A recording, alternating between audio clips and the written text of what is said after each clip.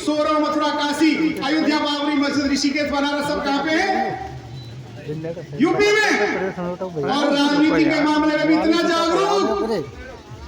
आज तक जितने भी प्रधानमंत्री हुए हैं, सबसे ज्यादा प्रधानमंत्री अकेले यूपी ने दिए हैं। सच्चाई है कि नहीं?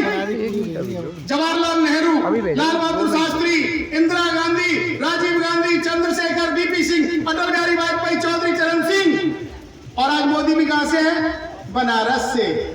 9-10 प्रधानमंत्री देने वाले उस प्रदेश में एक जाटव की बेटी 4 बार मुख्यमंत्री बनी, वो आपके वोट से बनी।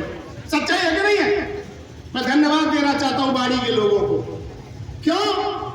कि बाड़ी के लोगों ने हमेशा बहुजन समाज पार्टी के चुनाव निशान हाथी पर वोट देने का काम किया है। इनके लिए बारंबार धन्यवाद देना चाहता हूं।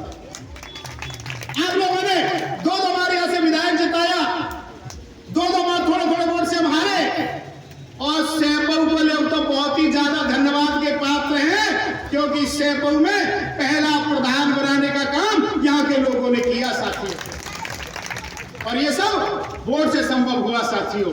मैं आज एक बात आप लोगों से कहना चाहता हूं, जिस तरीके का शासन आदरणीय बहन कुमारी मायावती जी ने यूपी में किया, आज सारे प्रदेश, दूसरे प्रदेशों के लोग, देश के लोग बहन कुमारी मायावती जी की तारीफ करते हैं। और तो और छोड़िए, जो मीडिया कभी भी हमारे बारे में एक शब्द लिखना पसंद नहीं करता, वो मीडिया भी कहता है कि वाकई में आदरणीय बहन कुमारी मायावती जी ने उत्तर प्रदेश में जो शासन चलाया उसका कोई सानी नहीं है, और सच्चाई भी है साथियों। अभी हमारे साथियों ने कहा जब उत्तर प्रदेश में सरकार बनी तो आदरणीय बहन कुमारी मायावती जी से माननीय काशीराम जी ने कहा कि मायावती, इस प्रदेश में सबसे ज्यादा दलित समाज के लोगों पर जुल्म जाति, अन्य अत्याचार होता है। सबसे पहले तुम्हें इस जुल्म जाति, अन्य अत्याचार को खत्म करना है।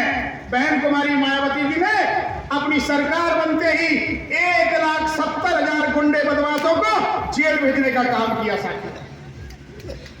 एक और काम किया, हम पूरे राजस्थान में घूमते हैं, हर जिले में जाते हैं, जगह जगह हमारे साथी, हमारे गरीब कार्यकर्ता हमारे पास आते हैं, हमारे बुजुर्ग आते हैं, हम ऐसे कागज दिखाते हैं और कहते हैं कि साहब मेरी ये 4 बीघा जमीन थी और इस पे फला दबंग ने कब्जा कर रखा है, इस कब्जे को दिला दीजिए।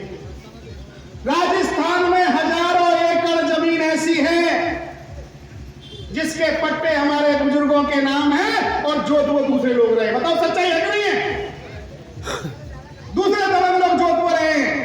लेकिन आदरणीय बहन कुमारी ने एक कानून बनाया और अधिकारियों, कलेक्टर, एसपी, तहसीलदार, सीडीओ, बीडीओ सबको बुलाया और कहा कि अगर तुम यूपी में नौकरी करना चाहते हो, 3 महीने का समय दे रही हूं, मुझे 1 भी बीघा जमीन ऐसी उत्तर प्रदेश में नहीं मिलनी चाहिए, मेरे पास शिकायत नहीं आनी चाहिए कि फला मेरे बुजुर्ग की जमीन किसी दूसरे व्यक्ति ने जोत रखी है।